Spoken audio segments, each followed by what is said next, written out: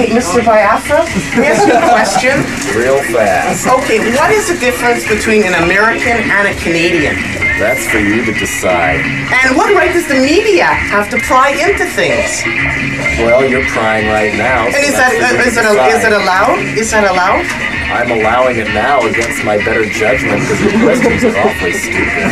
But the thing is, wouldn't it be nice to suck up to nice little cub reporters and lick them? What is your in regards to that? Like people phoning you, hounding you, trying to track you down? How do you deal with this since you have elevated in society? Kind of like this. I say farewell to you, sir. Who are you? Jello Biafra, last time I looked. Who are you? Oh, what a great question. I'm completely stumped, even though I know who I am. For your purposes, I am Jello Biafra. It's Jello Biafra again. As far as I know. Who are you? I'm somebody who wants to ask you whether it bugs you to have fingerprints on your glasses while you're trying to conduct interviews. You are Jello? Do. Biafra! Last time I looked. Hey, Mr. Biafra, can we ask you a question? Oh my God, it's Nardwuar with a camera, and I've got a marker too. I was wondering, Jello, do the American... He's speechless. Nardwuar is speechless, and he has to go to work tomorrow. Jello Biafra, do the American people have the government that they deserve? I would say they have the government that some people deserve, but the ones who deserve it are inflicting it on us and not obeying their own laws. And finally, I was wondering, looking at your belt buckle right here, I have charted the progress of this star belt buckle throughout the years. What is the true story behind this belt buckle, Jello Biafra? Well, I got it when I was 15 years old because I thought it looked like Jim Dandy's buckle of Black Oak, Arkansas. And you've kept wearing it since?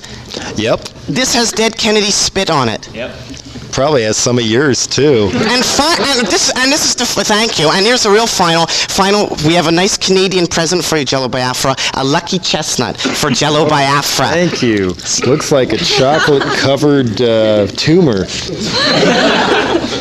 Who are you? I wish I knew. You are J-Lo. Get it? Jello Biafra? What, did my pink ruffle panties give me away? We all know what you like, Nardwuar. Who are you? As far as I know, to you, I'm Jello Biafra. To other people, I don't know. It's a different name on my passport. Otherwise, I could never get into Canada, now could I? Who are you? I'm the lost lead singer and tuba player for Venom. You are Jello? Bye. Keep going.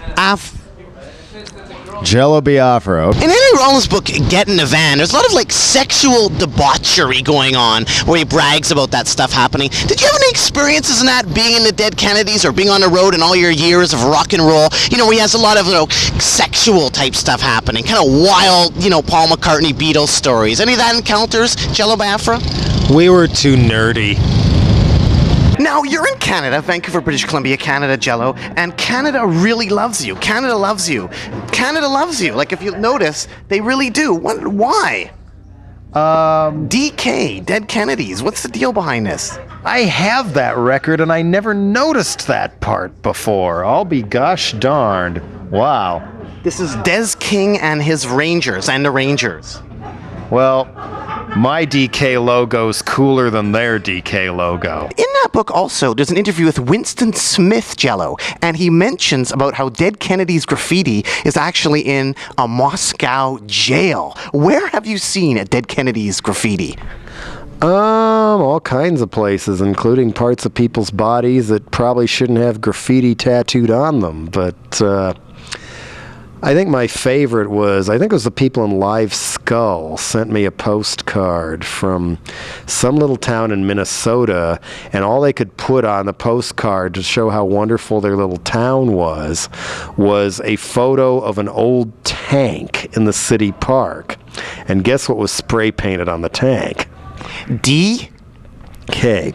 Who did your your implants and hair grafts. I never thought you'd have so much hair on your back, man. Did you go to Dr. Bosley and say, instead of doing the top of my head, do my back? Actually, a few years ago, I took some pills, and one of the side effects actually said abnormal hair growth. Ah, well, that would explain a few things. I think there's a lot more people out there that have like hairy backs. They don't take off their shirts that often. Does this mean you're going to have to go to the old Incas and get the trephination thing going to pull the hair out of the inside of your head? I don't think I could handle that, although what is that all about? That sounds pretty crazy. It was a form of medicine, and among some tribes in South America, your head swells too bad, you cut a hole in the skull till it goes down. They've found skulls with great big circles taken out. Now, they concluded some of the people lived afterwards. Have you heard the David Koresh CD? I did. It's pretty prog rock, isn't it? It's been booted. I bought it from Lee Joseph of Dionysus Records. It's kind of what I expected it to be. What I'd really like to find is a 7-inch, or possibly, it may have even been 12-inch vinyl single he released called Wacko in Waco, ironically, about his predecessor, the guy who's in a mental hospital now after getting convicted on the firearms charges first. He was the one who dug up a corpse that had been buried for years to try and prove he could raise the dead, and he should be the leader of the Branch Davidians instead of David Koresh. Where are the dead? Is this by Venom or Slayer, one of their many thousands of attempted clones over the years? No, it's actually by Reverend Jerry Falwell. Talking about all the reasons you're going to go to hell unless you give your life savings to Jerry Falwell, I suppose.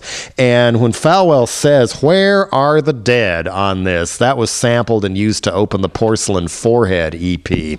That amazing Ottawa hardcore band. Lava lamps are cool, especially when you're having sex and you want the lights just right, but I have never seen anything quite as cool-ass mega kitschoid as this. An electric forest fire for your mantelpiece. Who was paid to design this? Who actually marketed it? More to the point, back when this was actually made for the grandmas and grandpas of Yellowknife, who bought this thing? I want one. Get me one. Win a dream date with me. I don't care. I must get one of these.